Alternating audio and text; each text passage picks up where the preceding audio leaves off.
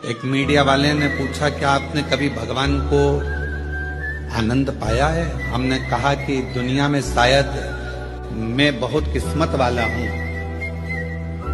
दुनिया में शायद मेरे बराबर कोई किस्मत वाला नहीं होगा कि मैंने भगवान के कंधे पर बैठकर भगवान का दर्शन किया। दुनिया में मेरे बराबर कोई किस्मत वाला नहीं होगा कि मैंने भगवान के कंधे पर बैठकर भगवान का दर्शन किया है। जब हम मंदिर में, कई मंदिरों में मेला लगता था और दर्शन करने जाते थे, हम छोटे थे तो मेले में भीड़ बहुत होती थी, तो मेरे पापा, मेरे पिताजी मुझे कंधे पर बिठाकर भगवान का दर्शन कराते थे। तो भगवान के कंधे पर बैठकर भगवान का दर्शन, पिता भगवान है, उसके कंधे पर बैठकर हमने भगवान का दर्शन किया। अनंत चतुर्दशी की झांकियां निकलती थी, छोटे थे नहीं देख पाते थे, तो पिता के कंधे पर बैठकर दर्शन।